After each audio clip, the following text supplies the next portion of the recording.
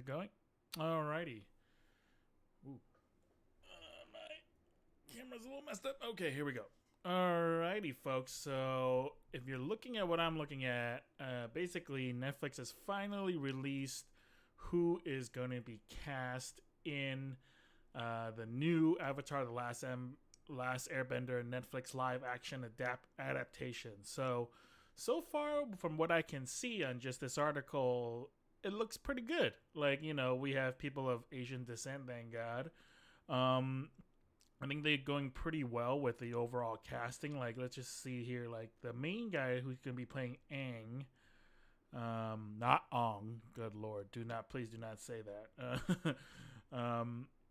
Is going to be this guy, I think Gordon Cormier. I mean, depending on how you look at the kind of the Taoist monks of Asia, like, I think his overall look is pretty good.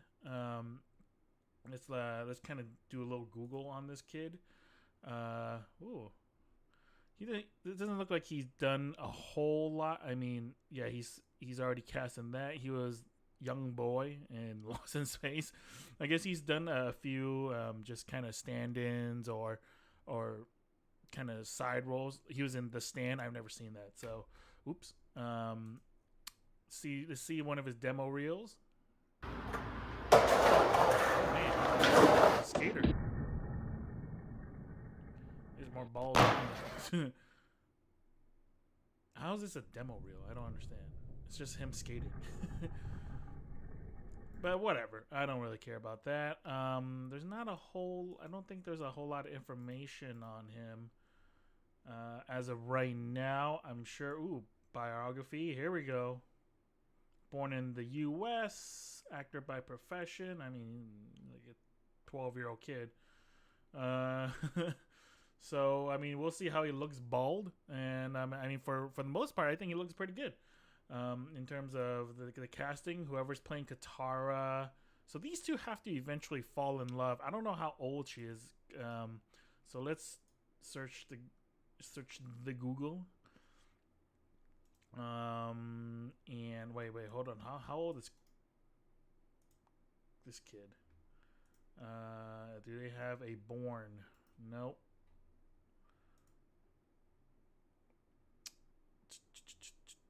This kid's already worth $1 million. All right. Good job. That makes me kind of sad. I mean, he looks like he has about 12, 13.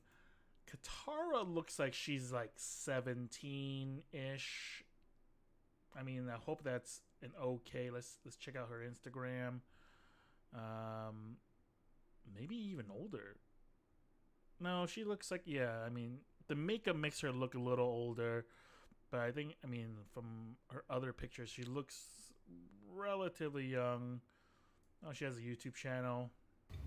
You need to be able to stand up for what's Oh, important. yeah, she's a kid. I mean, yeah, like, oops. You need to be able to stand. I'm assuming that's her. She looks pretty young there. So that's good to know. In terms of, like, they're not casting someone that's like 20s. In their 20s to play like a 15-year-old, like they used to do with all those. She only has like one video, like they do with all those teen movies, or anything that revolves around teenagers. It's like you have like the oldest person playing young people. It's the weirdest thing. Let's see, the man playing Sokka, Ian Owsley. You look familiar. The only thing I would really care from you, arguably, is if you're funny, like. Buddy, you better be hilarious because Sokka is, that person. So you are in a few stuff I've never seen. I've kind of seen The Big Shot here and there. But I mean, you fit that kind of Inuit tribe for sure, the look, so he looks pretty good for the role of Sokka. He probably might need to tan up a little bit in order to just fit the role a little better. But for the most part, I mean, I think he looks. He was in Young Sheldon and a few other roles, so pretty good. And then lastly is Dallas Liu. So I think this is a pretty good choice in terms of look wise for Zuko, because you have the I think the Fire Nation is like kind of like the ultra uber like imperial Chinese like type of faction. So to say, between them and like arguably the Earth Kingdom, they're both heavily. It seems like they have heavy Chinese. What's that called? Influence from the creators. So, oh look, he's gonna be in Shang-Chi as something.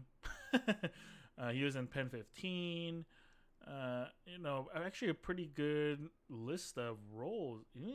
Oh, he was young Bihan in Mortal Kombat Legacy. Okay, so that's kind of cool. Like, I mean, and he was Jin Kazama and as a 6-year-old Jin Kazama in Tekken. I mean, so he has a pretty good list of things behind him, and he's also supposed to be. I mean, he's been in a lot of martial arts related movies, so maybe he knows. I'm guessing that he knows martial arts in some shape or form, or at least can do enough of the moves, because that's going to be really heavy for his character in Avatar: The Last Airbender. So these are the only people that's been, I think,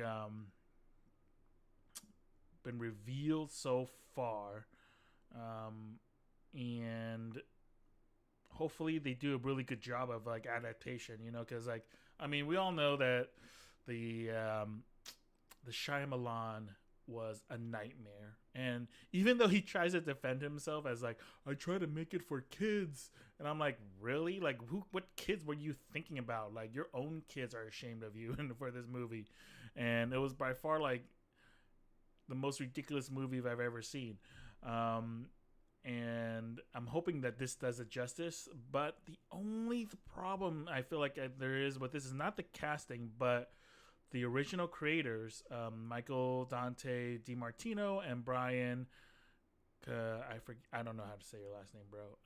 Konetsko, sorry, were attached to this project, but they have left due to creative differences with the directors and Netflix, I'm guessing, which does not sound good. Like, that is a little scary because like the creators were ignored when Shyamalan was attached to the movie. They were just like, he basically didn't care what the original creators had to say about, the input and like changing so much stuff. And now they've left again, in this case, citing creative differences. So this is like really scary in a lot of ways, in terms of like, okay, what are the directors or like Netflix gonna do to the series, and how are they gonna change it so that like, that might ruin this. So like, I mean, there's only so many things I can speculate, because like maybe because the original cartoon was a lot more for children. There's a lot more kids themes. Maybe they're trying to go for a little bit more mature theme, but maybe the creators are a little afraid of that. However, all the people, even the kids that had watched this when they were kids, they're grown up now. Like, I watched this in my 20s and now I'm in my 30s. So I get a feeling, and like obviously there's constantly like new what's that called? Fans and like younger people who are watching this as kids the first time, and now they're coming into this. But I think a slightly more mature theme is not a bad thing, because it does deal with war, death, and then all that stuff. That's like that they can definitely dive into and have it less, a little bit more and more for like young adults, kind of the way Legend of Korra is. It's because more like directed towards the teens who grew up watching Avatar: The Last Airbender and now are a little bit older. So maybe they'll throw this in there too. But so far, I am pretty happy with what the casting is. They're looking like. I mean, obviously, it's hard to kind of imagine these characters. I mean, I'm trying to imagine this kid, like, block out his hair to see what he looks like bald, see Katara and Sokka in their actual, like, kind of more Inuit native tribe garb. Dallas just looks, I mean, he's just Chinese dude. So, I mean, I'm just trying to imagine him with, like, a scar, his, like, messed up eye. So, But yeah, so far it looks good. Let me know what you guys think in the comments of the casting. Please give the video a like and let me know what you guys think again. So that we can have a fun discussion on what the new casting is. And do you guys think that the casting is good? And also, what do you guys think like the series is gonna go? So far they haven't revealed too much about it in terms of Netflix. So let's just see what happens. And yeah, thank you guys for watching. I really